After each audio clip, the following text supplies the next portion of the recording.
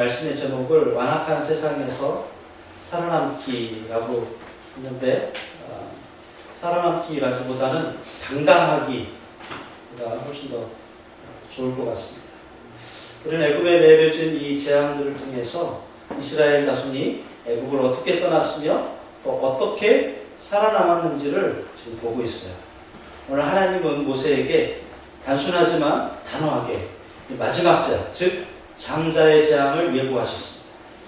10장에 바로가 모세에게 네가 다시 나를 보는 날에는 정녕 죽을 줄 알아.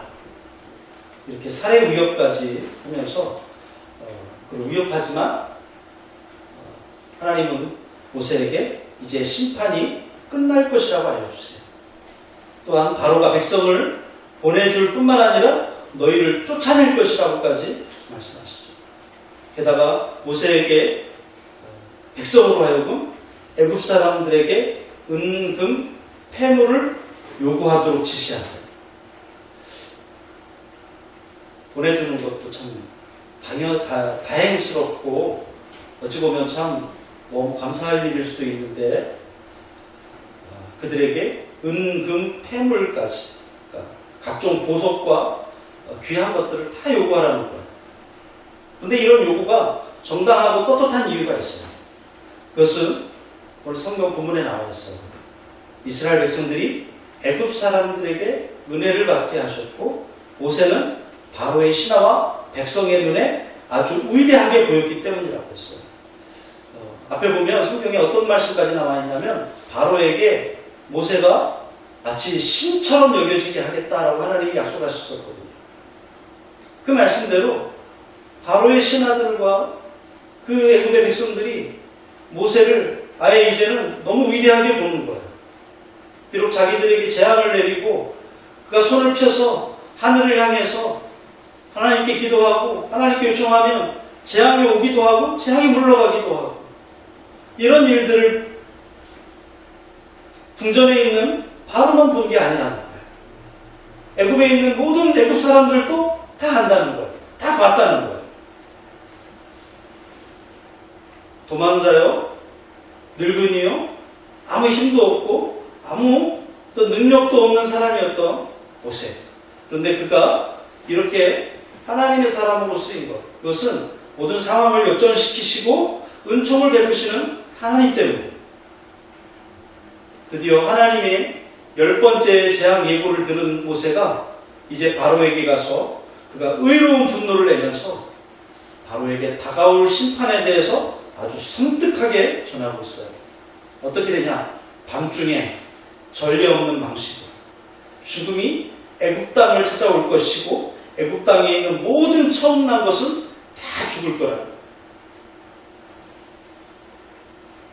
이스라엘 비롯한 고대 대부분의 사회에서 한 가정의 장자는 굉장히 중요한 위치에 있어요. 물론 장자는 부모의 재산을 가장 많이 상속받고요. 그 가정의 사회적인 지위를 상징하는 거예요. 그래서 가족들은 이 장자를 어떻게 해서든지 가장 확실하게 보호하고 또 바로의 장자는 어떻게 돼요? 왕위를 계승하잖아요. 우리 한국에서도 조선시대 그 첫 번째 왕자를 뭐라고 불러요? 세자라고 하잖아요. 왕을 계승할 사람. 그러니까 이 장자는 국가의 운명과 미래가 달려있는 사람이에요. 근데 장자가 죽는다는 거, 장자가 죽는다? 이거는요, 개인과 가정에 있어서 아주 큰 재앙이고, 종교적으로 또 사회적으로 재앙이에요. 그리고 왕조의 운명이 걸린 재앙인 거예요. 이 대참사의 범위가 어디서부터예요? 바로의 왕자에서부터 비천한 노예, 맷돌 뒤에 맷돌을 돌리는 그런 노예들, 심지어 가축들에게까지 미친다. 그날 밤 애굽의 모든 가정, 그리고 모든 집, 모든 헛간에 죽음이 찾아와. 이 재난은 엄청난 국가적인 슬픔을 만들어요. 하룻밤 만에 한 세대 혹은 그보다 오랫동안 나라를 무력하게 만들 만한 엄청난 파괴를 일으켰죠. 하나님은 애굽 사람들이 그 피해를 훨씬 더 통렬하게 느끼게 되도록 뭐라고 말씀하시냐면 이스라엘에게는 개 한 마리도 짓지 못하게 하실 것이다 이렇게 말씀합니다. 그 누구도 이스라엘 백성에게 니네 하나님 때문에 그래 라고 항의하지 못하게 한다는 거예요. 이 재앙이 얼마나 무섭고 두려웠으면 이렇게 얘기하죠. 그러면서 뭐라고 말씀하시냐면 하나님이 그 백성과 그 백성에 반대한 사람들을 구별하신다. 따로따로 떼어놓으신다. 바로 이 재앙 때문에 자신의 백성들이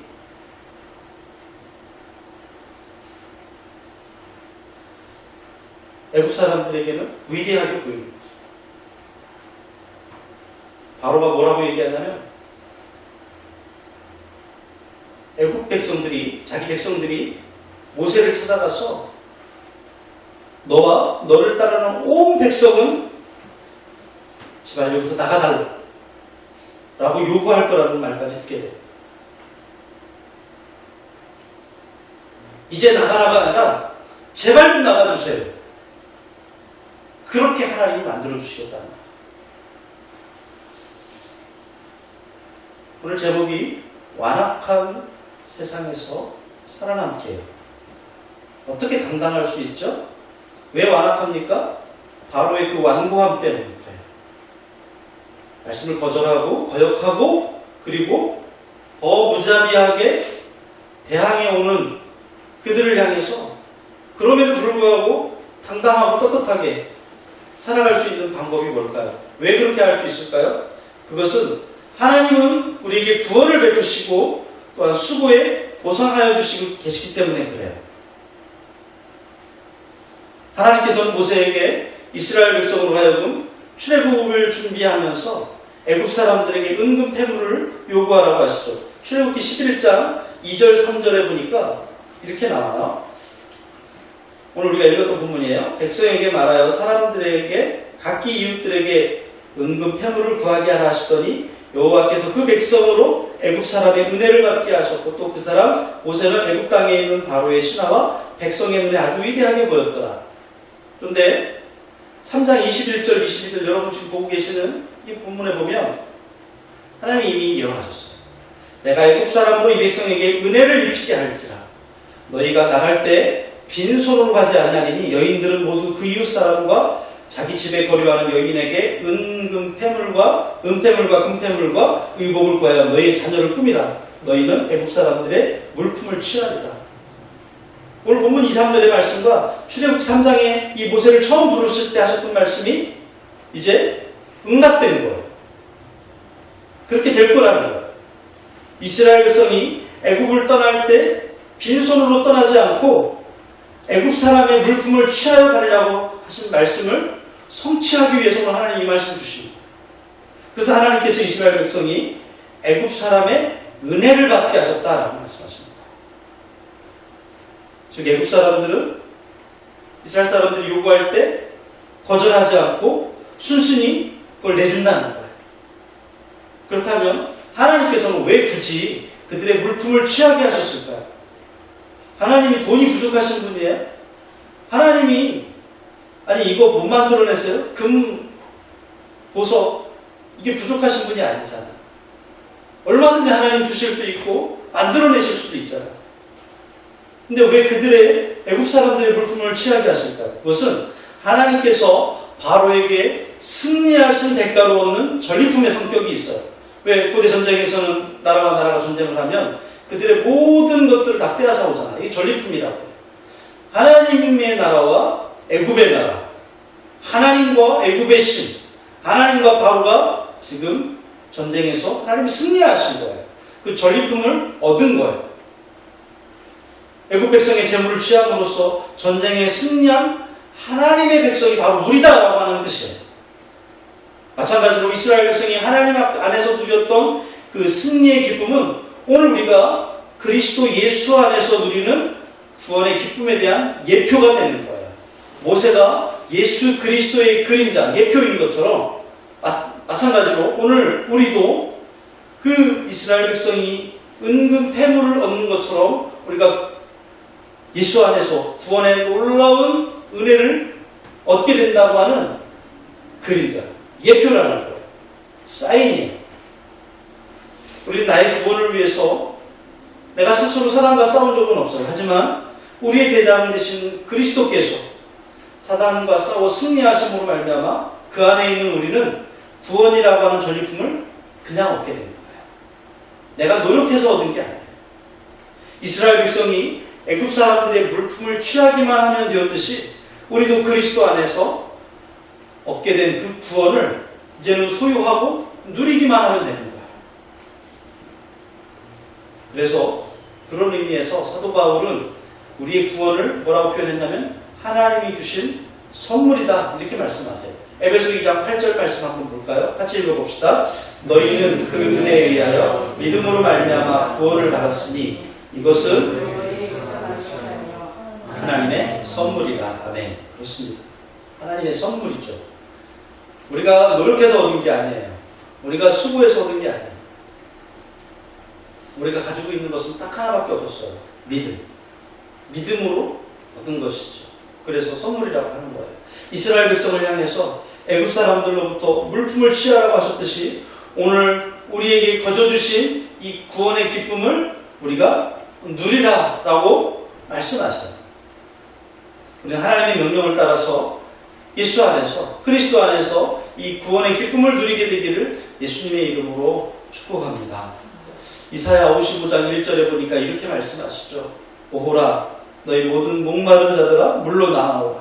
돈 없는 자도 오라. 너희는 와서 사 먹되 돈 없이 값없이 와서 포도주와 젖을 사라. 그랬어요.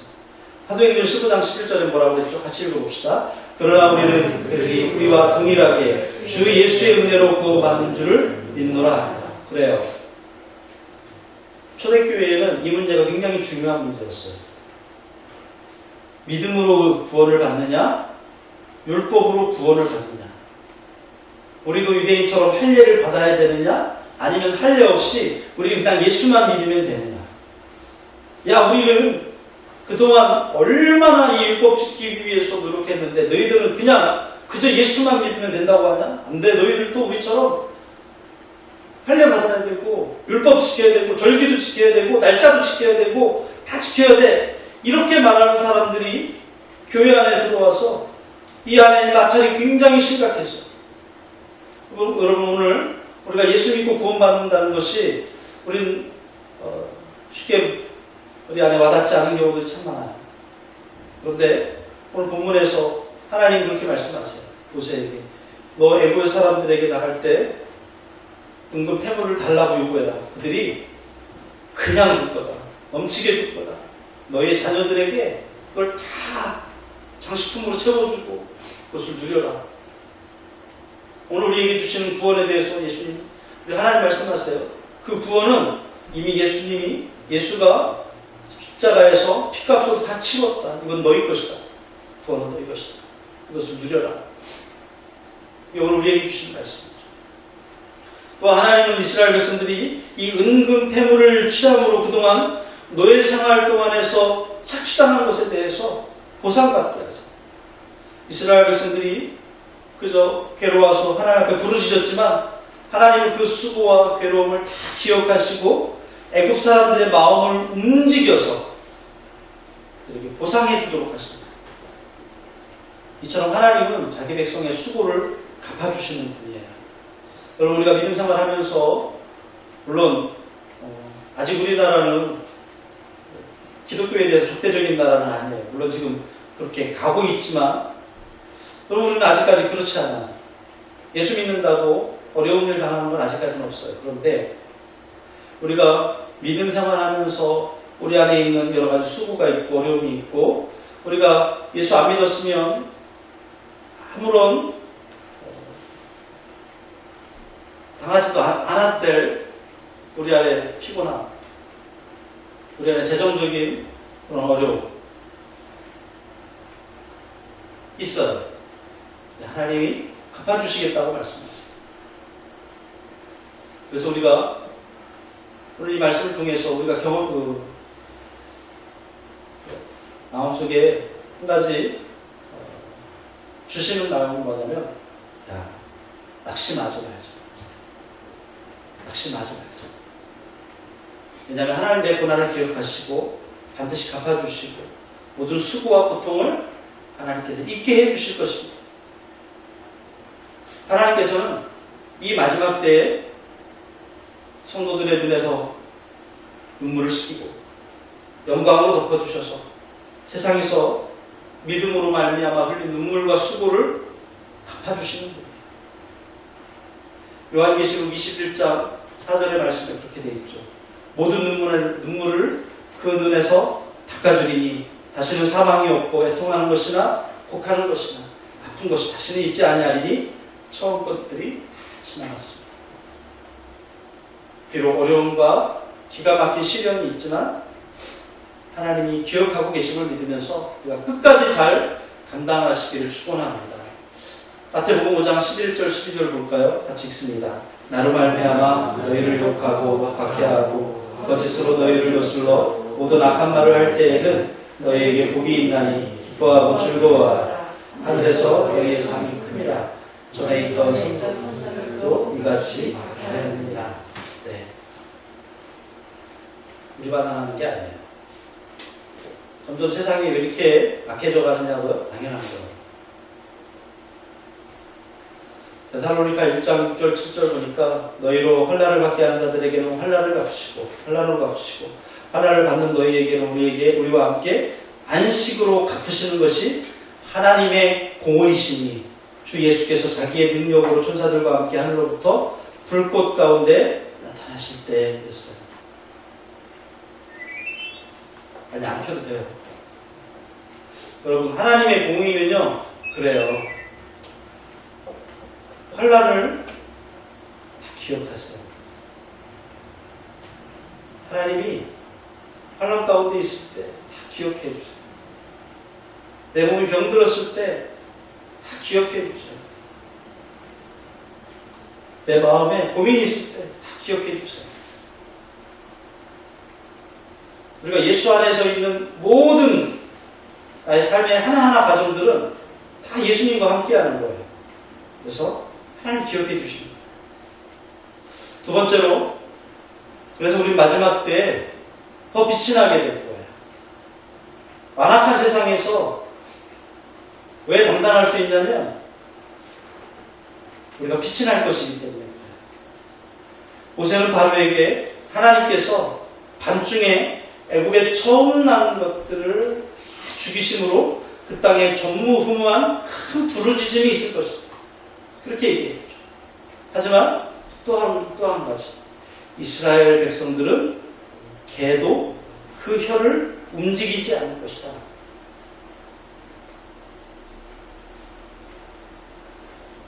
오늘 11장 4절에서 7절 말씀 볼까요?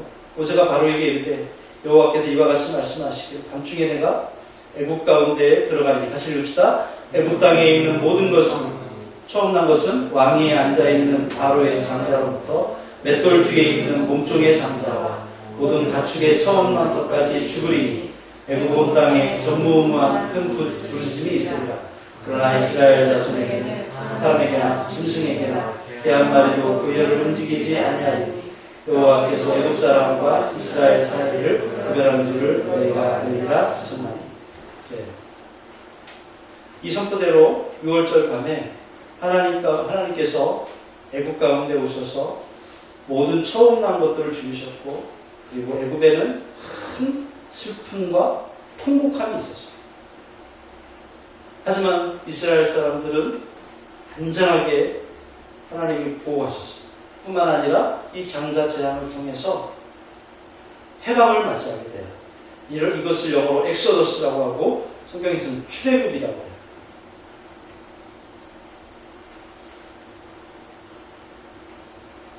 하나님의 임재가 애굽 사람들에게는 두려움과 멸망의 슬픔이 되었지만 이스라엘 백성들에게는 소망과 구원의 기쁨이 된 거죠. 그리고 하나님의 임재는 애굽 사람들에게 이렇게 무서운 거예요. 각각 다른 결과를 가져오는 거예요. 하나님을 섬기지 않고 하나님 말씀을 거절하는 자들에게는 멸망의 심판, 그러나 하나님을 경외하고 순종하는 사람들에게는 구원의 은총. 하나님 그런 분이세요. 근데 우리는 이 사실을 예수님께서 다시 오시는 그 재림 때 보게 될 거예요. 예수님 영접하지 않고 자기 욕심에 따라 사는 불의한 사람들은 심판과 영원한 멸망에 처하게 됩니다. 그러나 예수님 영접하고 세상에서 끝까지 믿음 지키며 말씀에 순종하며 인내하는 사람들에게는 영원한 생명으로 인도해 드리시죠. 그렇기 때문에 비록 우리가 세상에서 믿음으로 살기 힘든 이 어려운 때, 이 완악한 세상에서 여러분 끝까지 믿음 지키셔야 돼요.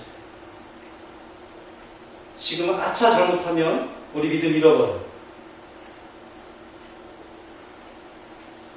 로마서 2장 7절 8절 말씀 읽어봅시다. 시작. 참고 선을 행하여 영광과 존귀와 썩지 아니함을 구하는 자에게는 영생으로 하시고, 오직 담을 지어 진리를 따르지 아니하고 불의를 따르는 자에게는 진노와 분노로 하시리라. 이게 하나님의 말씀이에요. 이게 하나님의 약속이에요. 아까도 읽었지만 데살로니가후서 1장 6절에서 8절까지 보니까 너희로 환난을 받게 하는 자들에게는 환난으로 갚으시고 환난을 받는 너희에게는 우리와 함께 안식으로 갚으시는 것이 하나님의 공이시고, 주 예수께서 자기의 능력의 천사들과 함께 하늘로부터 불꽃 가운데 나타나실 때 하나님을 모르는 자들과 우리 주 예수의 복음에 순종하지 않는 자들에게는 형벌을 내리시는 거였어요. 모세는 바로에게 하나님께서 애국 가운데 장자 재앙으로 심판하시는 그 심판의 때가 밤중이라고 해요. 여기서 중요한 것은 심판의 때가 밤중이 될 거라는 거예요. 왜 하나님께서는 이 심판의 때를, 애굽에 대한 심판의 때를 밤중으로 정하셨을까요? 밤중은요, 하나님을 잊어버리기 쉬운 때예요. 그래서 밤중에 심판하심으로 더욱 절망하게 하기 위해서죠. 하나님의 그 어마어마한 그 처절한 심판이 내리는데 아무것도 보이는 게 없어. 캄캄해. 얼마나 절망이겠어요.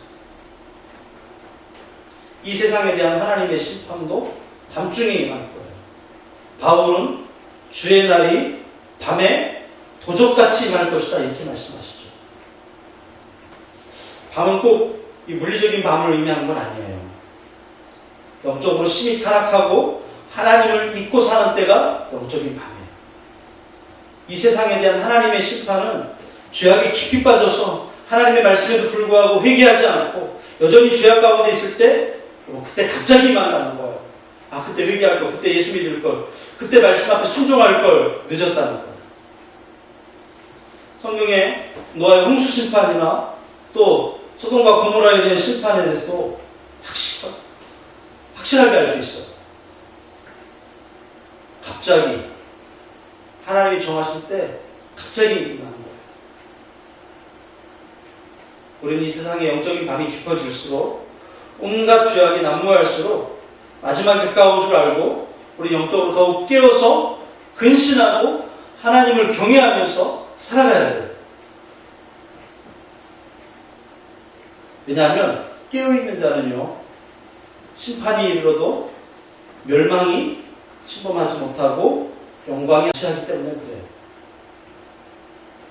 이게 하나님이 하나님의 사람들을 구원하시는 방법이었어요.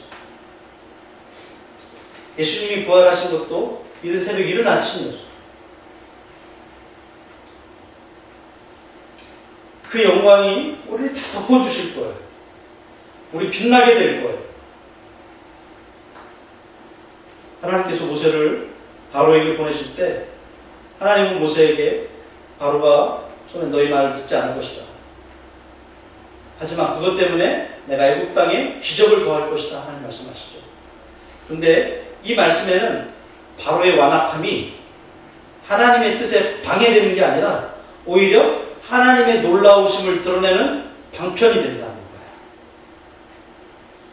바로가 마음을 완고하게 할수록 하나님께서는 더욱 큰 기적을 행하실 것이기 때문에 이로 인해서 사람들은 하나님을 더욱 인정하게 될 것이다. 바로의 완악함이 있지만 실망하지 않고 끝까지 하나님을 신뢰하면 놀라운 역사를 체험하게 되는 거죠. 이것이 오늘 우리를 향한 교훈의 말씀이에요. 우리가 믿음으로 살려고 할 때 사탄은 우리를 육신적으로 혹은 물질적으로 혹은 경제적으로 어려움으로 방해하고 우리를 더 올가매는 강한 도전을 해와요. 그래서 우리가 실망하기도 하고 때로는 시험에 빠지기도 해요. 하지만 우리가 기억해야 될 게 있어요. 그런 반대 세력으로 인해서 오히려 하나님의 영광이 온전하고도 밝히 드러날 거라는 거예요. 그런 말이 있죠. 어둠이 깊어갈수록 새벽이 오고 있다. 사람들도 그런 말을 해요.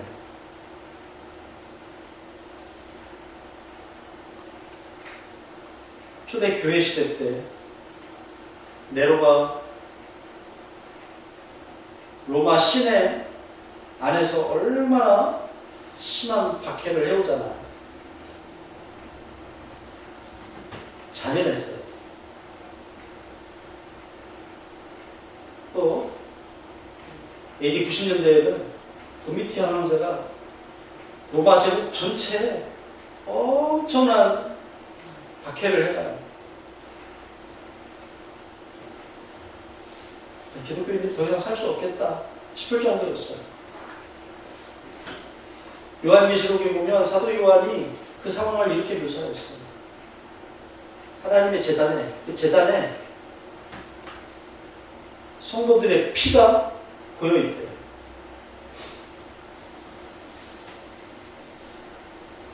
그렇게까지 묘사를 했어요.